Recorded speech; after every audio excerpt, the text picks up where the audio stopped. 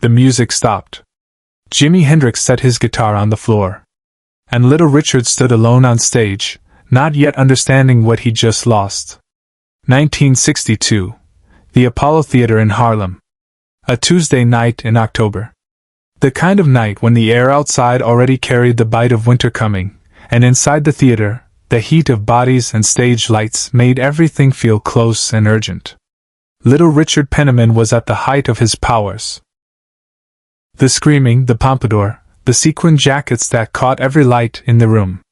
He owned stages. He commanded audiences. When he sang, people didn't just listen, they surrendered. His backing band that fall consisted of rotating musicians, most of them young, most of them hungry, all of them there to make Little Richard sound like Little Richard. The star. The center. The only name anyone came to see. One of those backing musicians was a kid from Seattle. 20 years old. Skinny. Quiet. Played guitar in the shadows while Little Richard took the light. His name was Jimmy. Nobody called him Jimmy yet. Nobody knew his last name. He was just a guitar player who showed up on time, kept his head down, and played what he was told to play. Except he didn't always play what he was told. During rehearsals, Little Richard would stop mid-song and turn toward the band. "Who's adding those extra notes?" Jimmy would look down at his guitar, silent. "I didn't write those notes," Little Richard would say, his voice carrying that edge between amusement and warning. "Stick to what's on the chart." Jimmy would nod. And then, during the next run-through, those extra notes would appear again. Not louder. Not flashier. Just there. Woven into the spaces Little Richard left empty. Making the song fuller. Richer. Better. In 1962, Little Richard fired a guitarist because he drew too much attention. 5 years later, when that guitarist returned, no one could speak. The night it happened started like any other show. Little Richard took the stage in an explosion of sound and movement. The band kicked in behind him. The Apollo crowd was on its feet immediately, screaming, dancing in the aisles. This was what they came for, the energy, the performance, the absolute certainty that Little Richard owned every molecule of air in the room. Jimmy stood stage left, guitar slung low, fingers moving across the fretboard with that economy of motion that separated good players from exceptional ones. He wasn't watching the crowd. He wasn't watching Little Richard. He was inside the music, finding spaces, adding colors. 3 songs in, during Lucille, something shifted. Jimmy's guitar began to speak in a language the Apollo had never quite heard before. Not louder than Little Richard's voice. Not competing. But present in a way that made people in the audience unconsciously lean forward, trying to locate the source of that sound. Little Richard felt it immediately. The way the crowd's attention wasn't fully his anymore. The way some people were looking past him toward the shadows where Jimmy stood. He finished the song. Smiled for the crowd. Waved. And then, as the applause continued, he turned to the band and made a sharp cutting gesture across his throat. The music stopped. The crowd's applause faltered, confused. Little Richard walked to the microphone stand, pulled the mic close, and spoke directly to the audience with that showman's grin that could mean anything. "Ladies and gentlemen, we're gonna take a short break. Don't go anywhere. The real show is just getting started." The curtain dropped. Backstage, Little Richard didn't raise his voice. He never needed to. He stood in the narrow hallway between the dressing rooms and the stage, still in his sequin jacket, pompadour perfect, and pointed one finger toward the stage door that led to the alley. "Jimmy," he said, his voice flat, empty of the performance energy he showed the crowd. "You're done." Jimmy stood 10 feet away, guitar hanging from one hand, the neck pointing toward the floor. He didn't move. Didn't argue. Just looked at Little Richard with an expression that would later be described by the 3 other band members present as knowing something the rest of us didn't. "You understand me?" Little Richard continued. "You're playing too much. People are supposed to be watching me, not listening to you. This is my show. I know. Jimi said quietly. 2 words. No inflection. So you're out. Go. Jimi nodded once. He turned toward the stage door, pushed it open with his shoulder, and stepped out into the October cold. The door closed behind him with a soft click. Little Richard turned back to the remaining band members. Somebody find me a guitar player who knows how to stay in his lane. The show continued. A replacement guitarist was pulled from the house band. Little Richard finished the night to thunderous applause. He went back to his hotel room, had his usual post-show drink, and never thought about Jimi again. He had no reason to. The kid was nobody. Just another sideman. Replaceable. 5 years passed. Hendrix didn't raise his voice. He never needed to. 1967. The Monterey International Pop Festival. California. June. Little Richard wasn't performing at Monterey. His star had dimmed slightly, not extinguished, never that, but the world had moved on to newer sounds, younger voices. He came as a guest, to watch, to be seen, to remind people he was still Little Richard. He sat in the VIP section on the second night, surrounded by other musicians, industry people, journalists. The air smelled like marijuana and salt water from the bay. Everyone was waiting for the next act. Ladies and gentlemen, the announcer's voice boomed across the festival grounds. Please welcome the Jimi Hendrix Experience. Little Richard's head snapped up. Jimi Hendrix. The name was everywhere that spring. The new guitar god. The guy who was supposedly changing everything. Little Richard had heard the name, but hadn't made any connection to the quiet kid he'd fired in Harlem 5 years ago. 3 figures took the stage. Bass. Drums.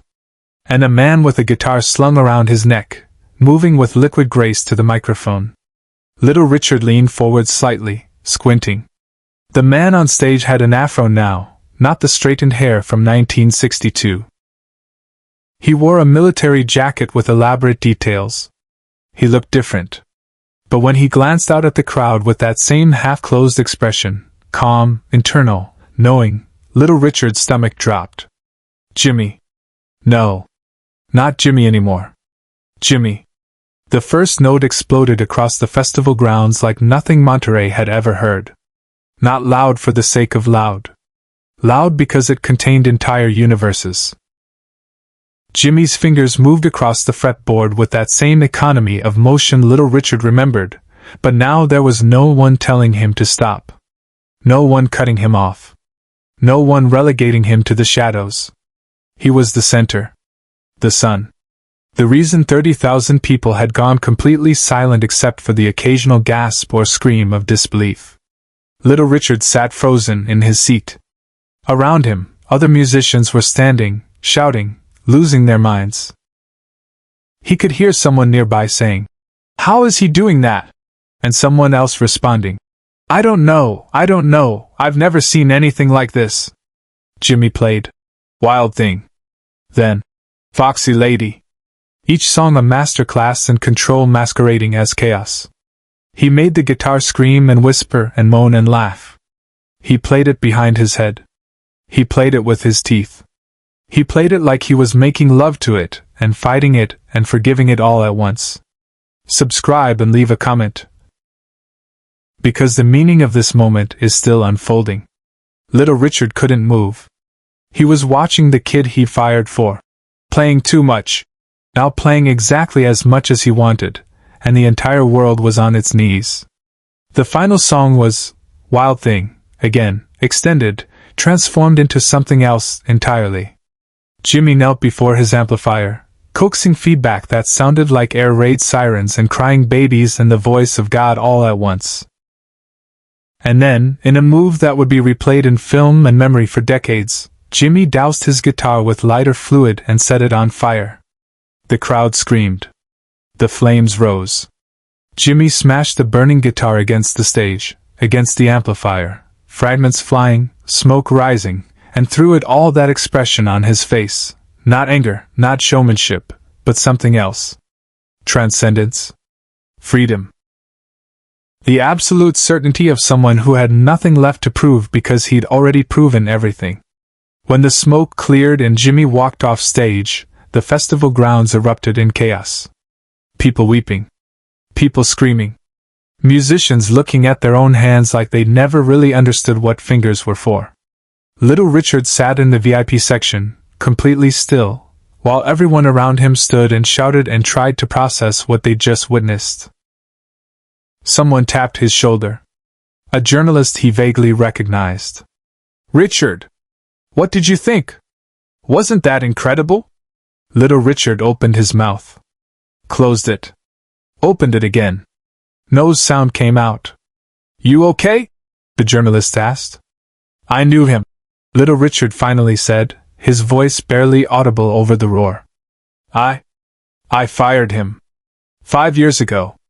I fired him for playing too much." The journalist didn't hear him. The noise was too loud. But it didn't matter. Little Richard wasn't talking to the journalist anymore. He was talking to himself, to the ghost of his own decision, to the reality of what he'd just witnessed. In that quiet moment backstage, Hendrix did something no one expected. 2 hours after the set, Little Richard found himself in the backstage area. Not intentionally. He'd been wandering, unable to leave, unable to process. The grounds were still packed with people trying to understand what Jimi Hendrix had just done to music. He turned a corner near the performer trailers and saw him. Jimi sat on the ground, back against the trailer wall, guitar case beside him, a different guitar, the sacrifice having been made on stage. He was alone. Smoking a cigarette. Looking up at the California sky where the first stars were appearing. Little Richard stopped walking. He should have kept moving. Should have gone back to his hotel. Should have done anything except what he did next. "Jimi," he said. Jimmy's head turned slowly. He looked at Little Richard for a long moment, his expression completely neutral. Then he smiled slightly. Not cruel. Not victorious. Just aware. "Little Richard," Jimi said quietly. "Didn't know you were here. I saw your set." "Yeah?" Little Richard felt words piling up in his throat. Apologies. Explanations. Excuses about why he'd fired him, about protecting his own spotlight, about the way the business worked. But looking at Jimi sitting there in the California dusk, radiating that impossible calm, all those words felt empty. "You were always that good," Little Richard said instead. "Weren't you?" Jimi took a drag from his cigarette, exhaled slowly. "I was always just playing, man.